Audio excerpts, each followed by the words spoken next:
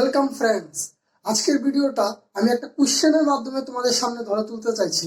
প্রথম কথা, আমরা অনেক এরকম মানুষকে দেখি যারা কন্টিনিউয়াসলি 16 ঘন্টা 17 ঘন্টা 15 ঘন্টা কাজ করে চলে, কন্টিনিউয়াসলি কোনো রকমের রেস্ট না নিয়ে তারা কিভাবে এত পরিশ্রম করতে পারে। এইটার আনসারটা কি তোমরা জানো? আসলে এই জিনিসটার আনসারটা হলো স্লিপ। আসলে এই স্লিপই হলো আমাদের মাস্টার কি ফর সাকসেস। অ্যাকচুয়ালি একজন সায়েন্টিস্ট যার নাম হলো মাইকেল নাডেরগার্ড, উনি ইউনিভার্সিটি অফ রচেস্টারের একজন সায়েন্টিস্ট যে নাকি স্লিপ নিয়ে পড়াশোনা করেছেন।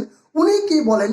উনি বলেন যে people often think that sleep is a only a rest, but এই জিনিসটা আসলে ঠিক নয়। শুধুমাত্র ঘুমের জন্য এই জিনিসটা ঠিক নয়। কারণ কি, শুধুমাত্র ঘুম একমাত্র আমাদেরকে ব্রেইনকে রেস্ট দেওয়া নয়। ব্রেইন ওই সময়ও কাজ করতে থাকে যখন আমরা ঘুমাই, আর ব্রেইন তখনই কাজ বন্ধ করে দেবে যখন আমরা পুরোপুরিভাবে মারা যাব। এর আগে কোনোদিন পর্যন্ত ব্রেইন 1 সেকেন্ডের জন্য কাজ বন্ধ করতে পারেন না। মাইকেল নাডেরগার্ডের মতে উনি বলে থাকেন যে ব্রেইন অ্যাকচুয়ালি ঘুমাতে চায়, কারণ হলো আমরা যে কোনো জিনিস ক্রিয়েটিভ যখন করতে চাই বা যে কোনো ক্রিয়েটিভ জিনিস, কোনো নতুন ক্রিয়েশন, কোনো নতুন জিনিস তৈরি করা, কোনো নতুন জিনিস ট্রাই করা, যখন আমরা এই জিনিসগুলি করতে চাই তখন আমাদের ব্রেইন আমাদের কাছ থেকে নতুন নতুন অ্যাক্সেস চায়। এই অ্যাক্সেসটার জন্য আমাদের ব্রেইনকে একটু রেস্ট দেওয়া দরকার এবং ব্রেইনকে একটু টাইম দেওয়া দরকার ওই জিনিসগুলির অ্যাক্সেস নেওয়ার জন্য। উনি এইটাও বলেন যে আমরা যখন ঘুমাই ওই জিনিসগুলি থেকে, মানে মাথার থেকে কি হয়, যে টক্সিনসগুলি আমাদের পুরো বডিতে আছে, এই বডির যে টক্সিনসগুলি আছে, এই বডির টক্সিনসগুলি অটোমেটিক্যালি শরীর থেকে সরে যায়। এই টক্সিনসগুলি যদি ভেতরে থেকে যায় তাহলে আমরা ফুললি হার্ডওয়ার্কলি এবং ফোকাসলি কোনো কাজ করতে পারবো না, যেটা উনি বলেছিলেন। এবং এটা ওনার একটা আর্টিকেলও আছে, যদি চাও তোমরা কমেন্ট করো তাহলে আমি নিচে আর্টিকেলটা দিয়ে দেবো ডেসক্রিপশনে। এইবার উনি বলে থাকেন যদি আমরাও সেম ভাবে 16 ঘন্টা কন্টিনিউয়াসলি কোনো রকম রেস্ট না নিয়ে কন্টিনিউয়াসলি কাজ করার ইচ্ছুক থাকি, তাহলে আমাদের কি দরকার? 8 আওয়ার্স অফ স্লিপ। আমাদের কন্টিনিউয়াস পুরোপুরিভাবে 8 আওয়ার্স অফ স্লিপের দরকার, মানে 8 ঘন্টা কন্টিনিউয়াস স্লিপের দরকার। এই জিনিসটা আমরা কিভাবে করতে পারি? ডাইরেক্টলি আমরা 8 ঘন্টা ঘুমাতে পারি না। আবার অনেকে আছে যারা প্রচুর পরিমাণ ইন্টেন্স পড়াশোনা করে, তারা ডাইরেক্টলি 8 ঘন্টা ঘুমাতেও চায় না। কিন্তু কি কি রিজন আছে, যদি এই 8 ঘন্টা আমরা চালিয়ে যেতে পারি তাহলে হয়তোবা আমরা সবচাইতে বেশি সাকসেস পাবো। এই সাকসেসটার জন্য আমি কিছু স্টেপ তৈরি করেছি। এই স্টেপগুলি তোমরা ফলো করে দেখো, তোমরা অটোমেটিক্যালি এই শিডিউলটা তোমরা কমপ্লিট করতে পারবে যে আমি 8 ঘন্টা ঘুমাবো আর টোটালি 16 ঘন্টা পুরোপুরিভাবে অ্যাক্টিভলি কাজ করতে পারবো। এই শিডিউলটা আমি নিজের থেকে তৈরি করেছি, তোমরা দেখো, তোমাদের জন্য খুব কাজে আসবে। ভালো ঘুম হওয়ার ওই স্টেপগুলিকে আমি 6টা ভাগে ভাগ করে দিয়েছি তোমাদের জন্য, তোমাদের সুবিধার জন্য। এই 6টা স্টেপের মধ্যে প্রথম যে স্টেপটা হলো, এই ফুল স্টেপটা তোমাদেরকে ভালো করে সবচাইতে ম্যান্ডেটরিলি তোমাদেরকে এই জিনিসটাকে ফলো করতে হবে। যে স্টেপটা হলো কি, stick to a sleep schedule. মানে কি, একটা শিডিউল বানাও যে এই টাইমে প্রত্যেক দিন আমি ঘুমাতে যাব এবং এই টাইমে আমি ঘুম থেকে উঠে যাব, এবং সবসময় চেষ্টা করবে যে প্রত্যেকবার যখনই আমি প্রত্যেক দিন ঘুমাতে যাচ্ছি একসাথে যাতে 8 ঘন্টার স্লিপটা কমপ্লিট করতে পারি। এই শিডিউলটাকে তোমাদের মেনটেন করে চলতে হবে। প্রত্যেক দিন একটা শিডিউল বানাও যে আমি সাপোজ ধরো আমি রাতে 11টার সময় ঘুমাবো, সকালবেলায় 7টার সাথে সাথে ঘুম থেকে উঠে যাব, তার মানে টোটাল 8 আওয়ার্স অফ স্লিপ একসাথে কমপ্লিট হয়ে যাবে তোমাদের। গো আউটসাইড, এটা হলো তোমাদের নেক্সট পয়েন্ট। আসলে কি, আমরা প্রত্যেকেই যাতায়াত করি বাইরে ঘরে সব সময়, কিন্তু আমি এইটার কথা বলছি না। গো আউটসাইড মিনিং হলো প্রত্যেক দিন অ্যাটলিস্ট 30 মিনিট, মানে 30 মিনিটের জন্য সানলাইটের মধ্যে থাকার চেষ্টা করো। কি, সানলাইটের মধ্যে থাকার চেষ্টা করো। কারণ কি, আমরা যখন সানলাইটের মধ্যে থাকি তখন আমাদের শরীরে ভালোভাবে ভিটামিন ডি অ্যাবজর্ব করে এবং আমরা রাতে এটা ঘুমার সময় কাজে লাগে। এই ঘুমানোর যে ভিটামিন ডিটা, এই ভিটামিন ডিটা এটা ঘুমানোর সময় ভালোভাবে কাজ করে। এই জন্য বলছি প্রত্যেক দিন অ্যাটলিস্ট 30 মিনিটের জন্য সানলাইট নিজের উপর অ্যাবজর্ব করার জন্য তোমরা অ্যাটলিস্ট ঘর থেকে বের হও। আর অ্যাকচুয়ালি আমি দেখেছি যারা ইন্টেন্স লেভেলের পড়াশোনা করে বা কোনো বড় ধরনের এক্সামের জন্য প্রিপারেশন করে তারা ঘর থেকেই বেরোতে চায় না। এইটা একদম করবে না, এটা সবচাইতে বড় ভুল। যে আমি ঘরে বসে থাকলে, সবসময় ঘরে বসে পড়াশোনা করলে আমি কনসেন্ট্রেটলি ফোকাসলি পড়াশোনা করতে পারবো, এটা কোনোদিনই পসিবল হবে না।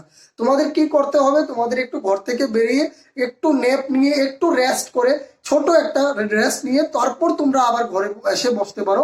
এইটার জন্য কি হবে, তোমাদের ওই শিডিউলটা ওইরকম ভাবে তৈরি করতে হবে। তারপরে থার্ড যে পয়েন্টটা রয়েছে এটা হলো avoid nicotine and caffeine. Actually কি নিকোটিন যে জিনিসটা, এটা থাকে স্মোকিং যারা করে, সিগারেটস, সিগার, এইসবের মধ্যে থাকে নিকোটিন। আর ক্যাফিন কোথায় থাকে, ক্যাফিন থাকে অ্যাকচুয়ালি কফির মধ্যে। আমি এরকম অনেক দেখেছি যারা রাত্রে পড়াশোনা করতে বেশি চায় তারা কি করে ক্যাফিন খেয়ে নেয়, দ্যাট মিনস কফি খেয়ে নেয়। রাত্রেবেলা কফি খাওয়াটা ঠিক নয়, তোমার ঘুমের ডিস্টার্ব হবে এবং 8 ঘন্টার যে শিডিউলটা আমরা তৈরি করতে যাচ্ছি এই শিডিউলটা কমপ্লিট করতে পারবে না। এই জন্য তোমাদের রাত্রেবেলা অ্যাটলিস্ট ক্যাফিন নেওয়াটা ভালো জিনিস না। আরেকটা জিনিস হলো নিকোটিন। যারা স্মোকিং করে, ড্রিঙ্কিং করে, তারা সবচাইতে বেশি ঘুম তাদের কম হয়।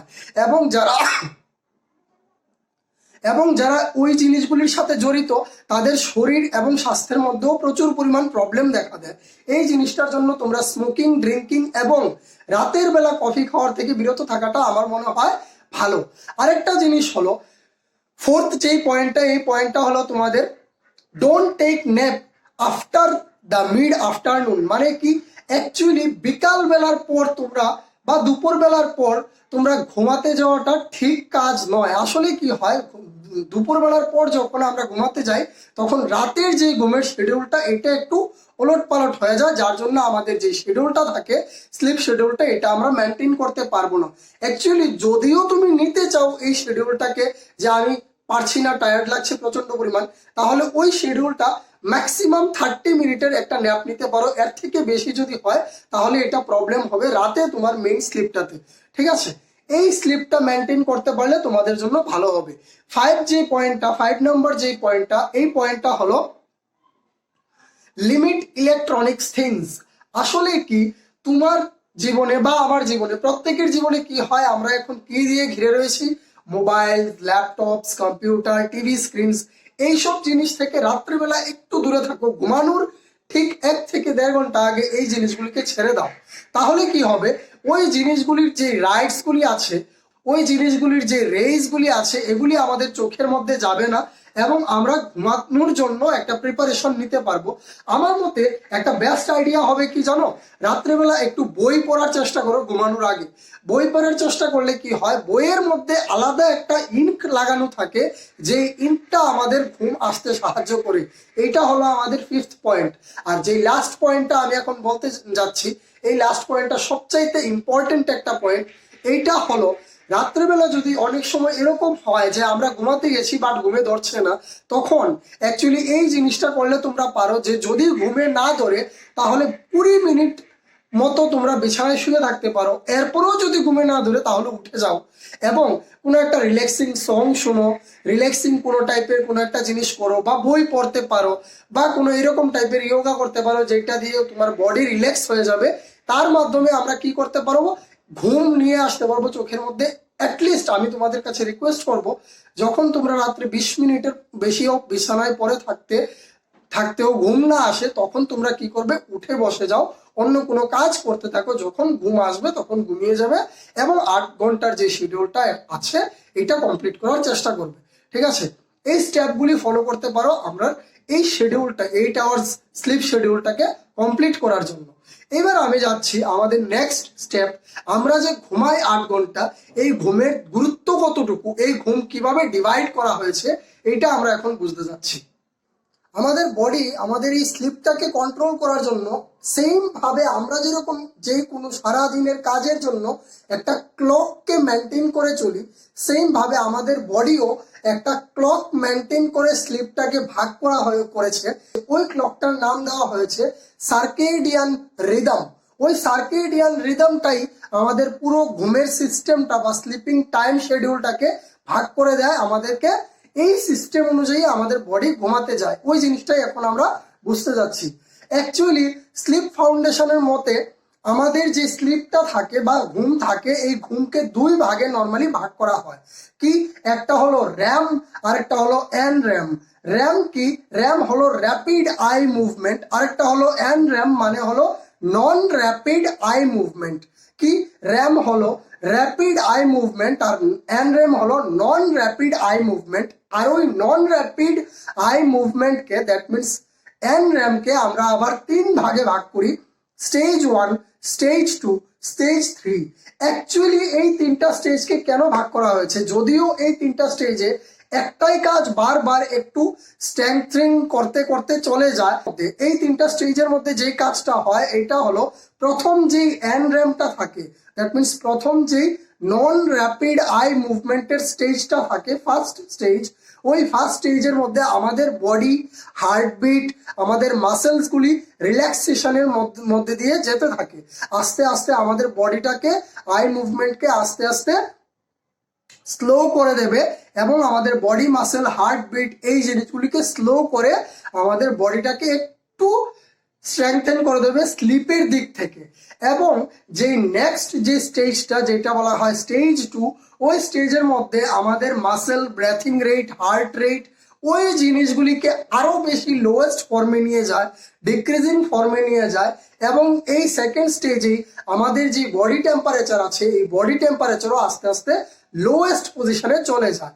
এবং এইটাই সবচাইতে ইম্পর্টেন্ট একটা স্টেজ ঘুমের জন্য, যার কারণে আমাদের বডি টেম্পারেচার আস্তে আস্তে কমতে থাকে।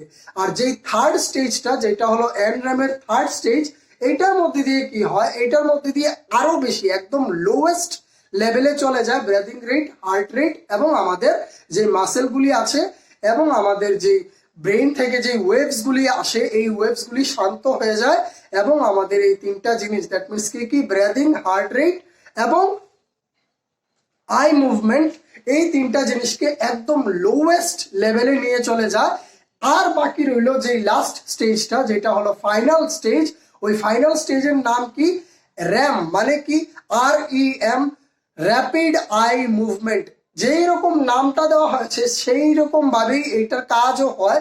এই স্টেজে আমাদের আই মুভমেন্ট প্রচন্ড তাড়াতাড়ি স্পিডে চলতে থাকে এবং এই স্টেজে এসেই আমরা যত ধরনের স্বপ্ন আছে এই স্বপ্নগুলিকে দেখি, আমরা ড্রিম দেখি। আমরা বলি যে ড্রিম দেখেছি রাতের বেলা, অ্যাকচুয়ালি এটা রাতের বেলা হয় না, এটা আমাদের ফোর্থ স্টেজে হয়, যেটাকে বলা হয় র্যাম। আমরা কেন রাতের বেলা বা ওই ফোর্থ স্টেজে ড্রিম দেখি, এটা নিয়ে আরেকটা আলাদা ভিডিও হবে, এটা আমি তোমাদেরকে পরে আরেকটা ভিডিওতে বুঝিয়ে দেব কেন আমরা স্বপ্ন বা ড্রিম দেখি।